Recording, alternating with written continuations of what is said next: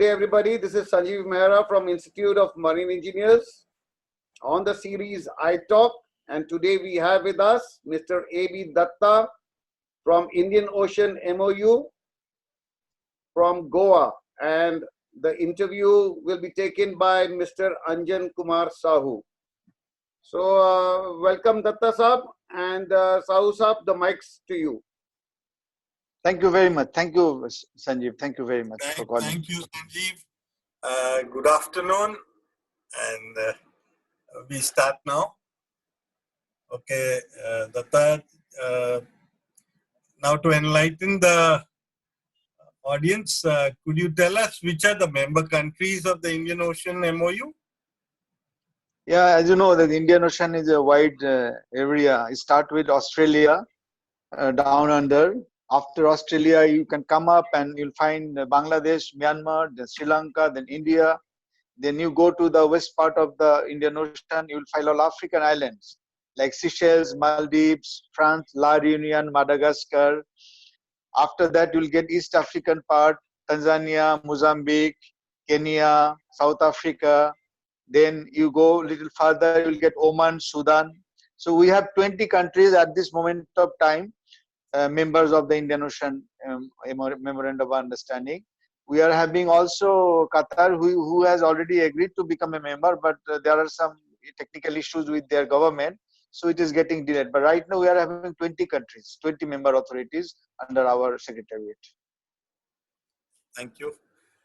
Can you give us a brief on what all actions have been initiated by the Indian Ocean MOU Secretariat?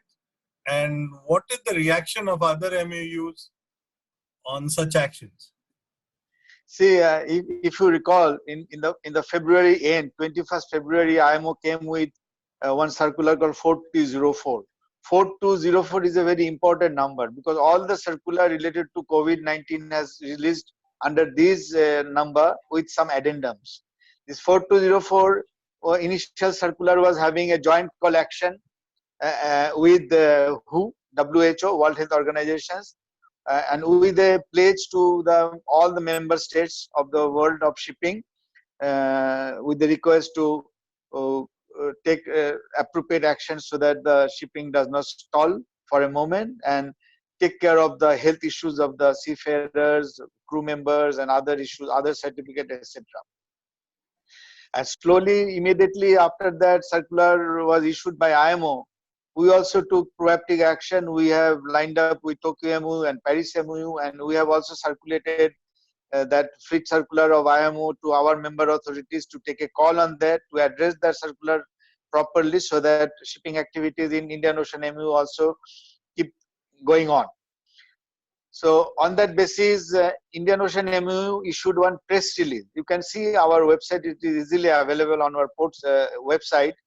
That press release was given, which was approved by our member authorities. We have taken approval from our member authorities, where we have given certain, based on our group approval, it was given some kind of relaxation to take a pragmatic, flexible, and feasible actions by all the member authorities. And member authorities agreed to extend the certificate of the seafarers for next 3 months, and also with using the force majeure clause, they have accepted to extend the certificate of survey and other certificates by 3 months. But as you know, many standalone conventions do not have force majeure clause, so there was some discussions on those also.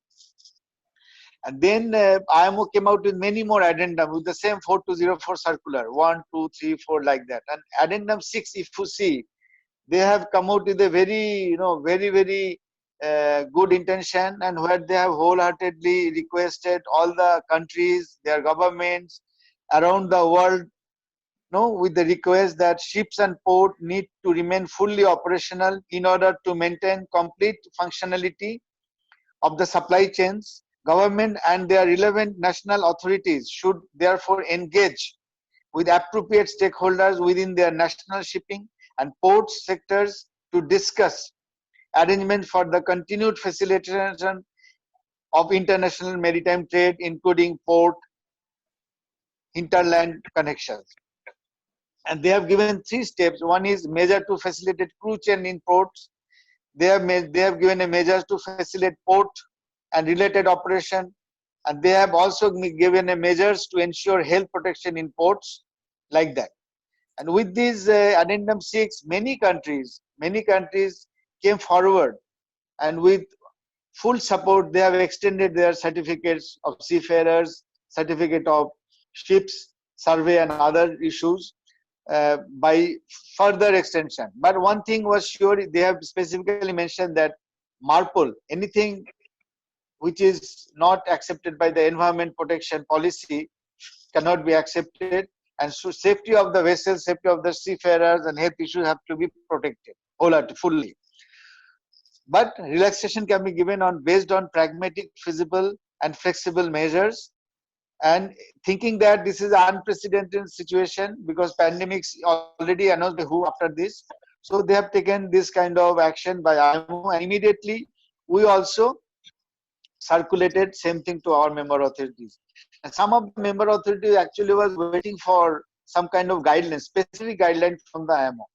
So IMO called for a meeting on 8th April inviting all 10 PSC MOUs, which includes US Coast Guard, then Abuja, then Riyadh, then Caribbean, then Mediterranean, then Black Sea, then Indian Ocean, Tokyo, Paris, etc. etc. There are 10 MOUs, including US Coast Guard.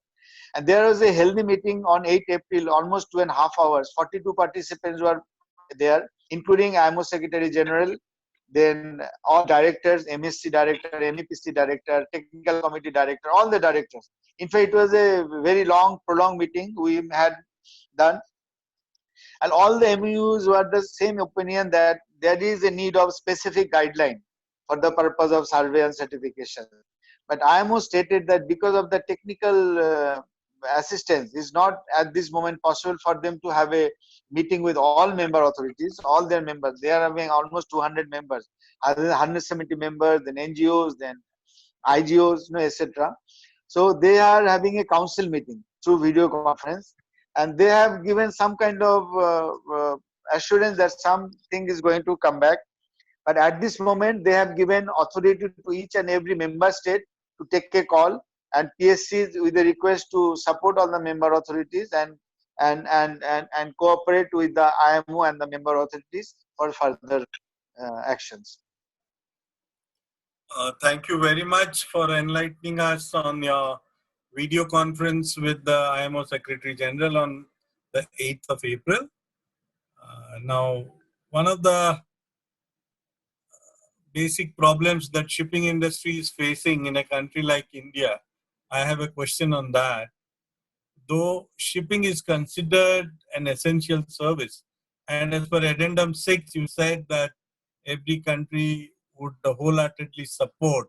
As regards the certification, yes, there has been full support from our Director General Shipping, but the ground reality is that crew change cannot be affected, and most of the ports do not allow service providers for repairs to attend vessels, and vessels also cannot land items for repairs ashore.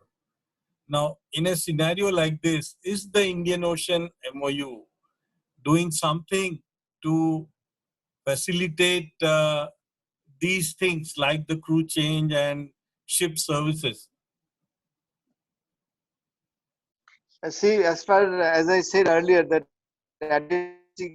important circular where everything is written in detail, how to take care of the crew members, crew change, etc. If you see that page number 1 of the annex, circular letter 4204 addendum 6, annex page number 1. If you go through, it is clearly written measures to facilitate crew change in ports.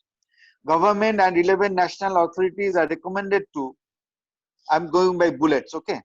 So designate professional seafarers and maritime personnel regardless of nationality when in their jurisdiction as key workers providing an essential service. Grant professional seafarers and marine personnel with any necessary an appropriate exemption from national level or movement restriction in order to facilitate their joining and leaving ships. Accept inter alia official seafarers identity document, discharge book, STCW certificate, seafarer employment agreements and letters of appointment from the maritime employer, and evidence of being a professional seafarer where necessary for the purpose of crew changes. Permit professional seafarers and marine personnel to disembark ships in port and transit through their territory for the purpose of crew change and repatriation. Implement appropriate approval and screening protocols for seafarers seeking to disembark ships for the purpose of crew changes and repatriation. Provide information to ships and crews on basic protective measures against COVID-19 based on WHO advice. If you see this, if you read this, I think our government has already taken some action. To the last question, how can Indian Ocean MOU help in formulating guidelines for PSC inspections when vessels start operating with flag permission beyond the convention allowed 3 months? That is, 36 months becomes 39 months between dry docks. And unless there are guidelines to be followed by port state, these can create problems for owners. And at the same time, assure that safety standards and environment protection standards are maintained. As I told you previously that Indian Ocean MOU have issued 2 press releases, one in 20 March before it was our lockdown started in India and many other countries, and addendum 6 was not released at that time. Now thereafter addendum 6 release, and we have issued another press release on 10th of April. You can see in your site. I can WhatsApp you if you want. I have a copy of that. There it is written that all member authorities of Indian Ocean MOU have agreed to have a further extension beyond force majeure clause. And in this extension period is depending on the flag itself. If the flag fills through their ROs or by themselves, vessel doesn't have any problem with the environment protection and safety of the vessels, then there is no to get an extension. And with that extension, if proper documentation is done with that extension and you go any part of Indian Ocean countries, it will be accepted by them. And you will be surprised to know that inspections have reduced more than 25% as previously recorded last year. This year we have so far, as on today, we have only got 1391 inspection, and out of that I think 300 some odd ships have been detained. But it is before pandemic was announced, and after pandemic announced it has dropped down to 392 inspection for last 2 months, and detention I think hardly anything, around 30-31.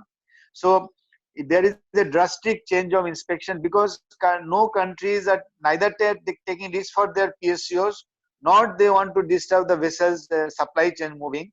This is taken in a very very generate, I mean solidarity, to show the solidarity of the shipping fraternity.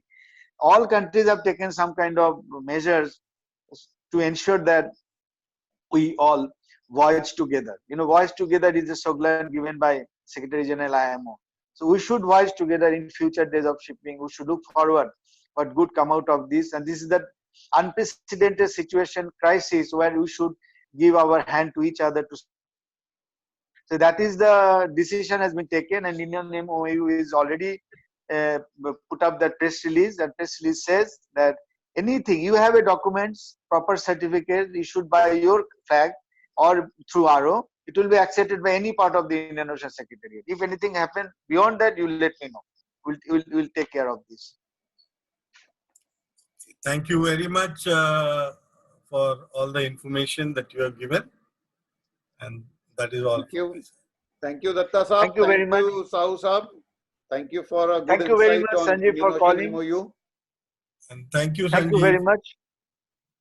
Thank you very much. Thank you, sir. Thank you very much. Thank you, Sanjeev, also for calling me for giving this iTalk spare time.